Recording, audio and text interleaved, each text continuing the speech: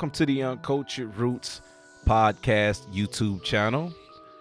I'm Brother 17. Today I want to try something different. As a way to boost more content for the channel, I thought I'd do something fun. Today I'm going to be doing random reaction video. Basically just reacting to a few random videos I found across YouTube. And I thought it would be interesting to try to, build up the channel, to try to give you guys more content.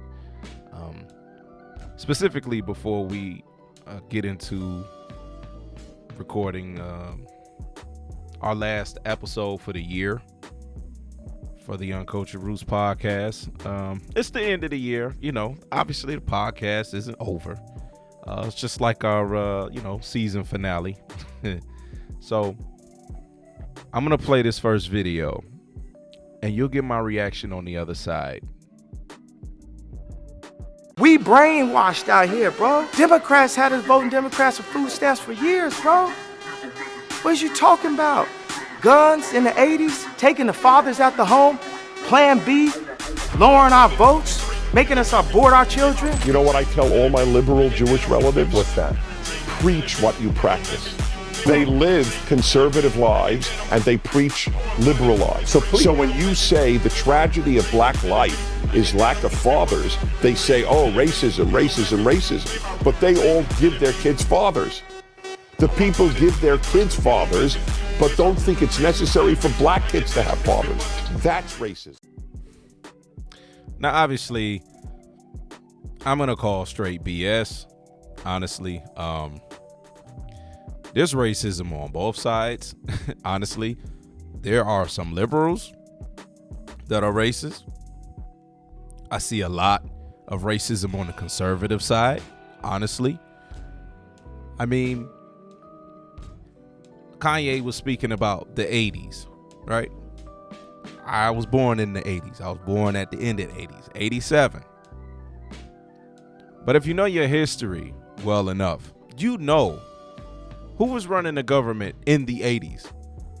Ronald Reagan, George H.W. Bush. Those were Republicans, right? And granted, I admit I'm slightly biased. I am biased. Like, I'm not gonna deny that. Not gonna hide that. Democratic policies make more sense to me than what, hell, if you pay attention to politics these days, conservatives don't even really have policies that benefit or affect average everyday people. They have things that are catered towards the rich, but whatever. Not gonna go into a whole political debate here, but to address what they're saying as far as, do we have some people on the liberal side that are, I don't know, a little shaky when it comes to race sometimes? That's true. Absolutely. I mean, let's be real. Let's keep it down the middle. In the United States alone, people have a problem confronting race in this country. Now, they want to talk about taking away or not supporting the black family. There are a lot of, there are a lot of reasons for the reasons that black children grew up without fathers in the late 70s, throughout the 80s, and probably some of the 90s. There are many factors involved. Economic, you had drugs. There have always been things that have stifled progress in the black community. Some of it is our own fault. Not even going to sit up here and deny this. This is a fact. But to sit up here and just say, oh, it's the liberals, it's their policies, it's their agenda. Well, if you actually pay attention to what they're talking about, listen to the policies, listen to what each side is actually saying, and then make a conscientious decision for yourself. I'm not here to advocate you for one side or the other. All I'm saying is listen to what the other sides are saying. Listen to what each side is saying and make an informed decision about who you're going to support going forward. Watch the tapes. Watch that crowd that told Colin Kaepernick he can't kneel during a football game try to beat a police officer to death with an American flag. Look at that shit. Take that nigga lesson. Take this nigga lesson. What was Edward Snowden talking about? Who is the terrorist now that they're looking for? It's you, not me, not my black Muslim ass. It's you. Who are they militarizing the police for? They didn't call the National Guard on my black ass. It's you. That's what white people did. They felt what black people have been feeling for 400 years. For 30 minutes, stormed the Capitol and rubbed their shit on the walls. They carried a fucking Confederate flag through the rotunda. The Confederate Army didn't even do that. Motherfuckers, you went very far. Now, honestly, Dave brought up some really good points in this clip here. A lot of black people felt a certain kind of way when the January 6th thing took place. We looking like Jesus. I mean, let's say the quiet part out loud. And we said this on our very first episode of the Uncultured Roots podcast. Had that been all black people, had that been a bunch of people of color, there'd be no one left standing besides the people with the fucking guns. Okay, let's call it what it is. White people get a pass in this country. They might not feel like they do. And believe me, they have some strong anxiety over this. You mention the word privilege and they lose their fucking minds.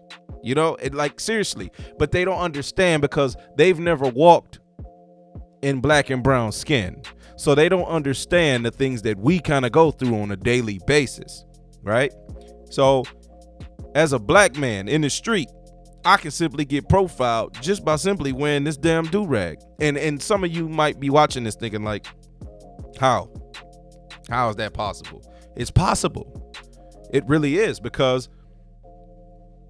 I can be mistaken for either a black man, and since I wear a beard, I could be mistaken for a Muslim. Seriously, both are people of color. But going back to the video in regards to what Dave is saying, now they're militarizing the police against who? I mean, to be quite frankly, yes, to be frankly honest, they're militarizing the police against all of us at this point. But now white people are starting to get lumped into the fray now, and they're starting to kind of understand what it is that people of color have been going through for a very long time, since the inception of this country, right? They're starting to understand now, starting to get a taste of it, and they don't like it. I mean, no one should like it, honestly. But you got to think, not too many people were standing up for us. Not too many people were standing up for black folks when it was happening to us, right? I'm not going to sit up here and say no white people were, but it wasn't a lot of y'all. Let's just call it what it is. We can have a difference of opinion. That's fine. I'm here to have the racial conversation because it's a very uncomfortable conversation. And I love having uncomfortable conversations. This is why we talk about a lot of this stuff on the show. But yeah, that's kind of my take on what he said. Dave Chappelle was decapitated in front of us. Then when he made $500 million, they said even though his contract said he should get half of it, they said he made too much for the contract to be valid, so we'll offer you 10% of what you made. You mean he made $500 million and they offered him 50? Yes. And he said, what do you think my fans are gonna say when they find out you offered me 10% of what I made you? And they said, your fans will believe that you're a crazy crackhead by the time you get home. And my nigga got on the flight in LA, and by the time he got to Ohio, it was so. Now this one right here, this was a doozy for me. This one is like borderline conspiratorial, but in all reality, it's kind of not, because a lot of factual things were stated in there. Obviously, Dave Chappelle, he did make them a lot of money, but paying you 10% of that, well, I mean, it all depends on what the contract stated, right? There's nothing but manipulation in all of the games out here, whether it's the music industry, whether it's Hollywood, it's all manipulation being done to these people, these artists. And so no one's really surprised. I mean, we've had plenty of artists that tried to warn us about this. I mean, when Prince was alive, he tried to warn us about this, even though that was separate, that had to do with music. Yeah, this is borderline conspiratorial. Now, who's to say who believes it? I mean, I believe it. I'm not even gonna lie.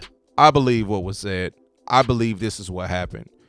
You think about who controls the media, and we're not even gonna get into that whole bag of worms, but there is someone always in control, right? Capitalism, ownership. Someone is always in control of something, right? So the age-old adage is who you could talk about is who you could talk about, right? And who you can't talk about, you'll find out the second you mention their fucking names or the second you mention something about them, right? Dave Chappelle could say, like he used to make a joke about, you could say nigga, nigga, nigga all day, but you can't say the F word. I'm not going to say it for YouTube, but you know what I'm talking about. And people who follow Dave Chappelle probably know the joke. In our reality, he was pointing out and demonstrating about things you can't say and things you can't do.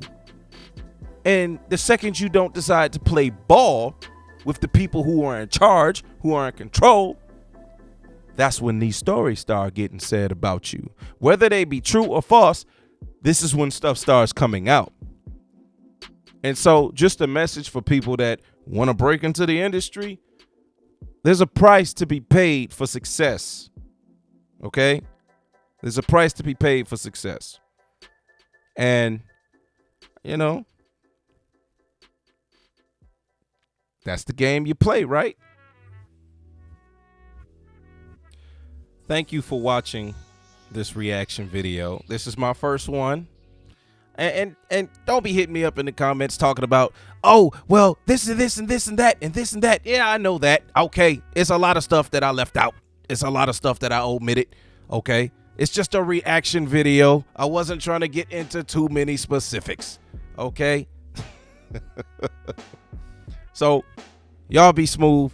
Y'all have a safe day or night, depending on whenever you watch this video. Make sure you like and subscribe. Thank you. Much appreciated. Trying to grow the channel. And look out for our next episode, which will be the final one of this season, coming out hopefully in a few days. So, peace.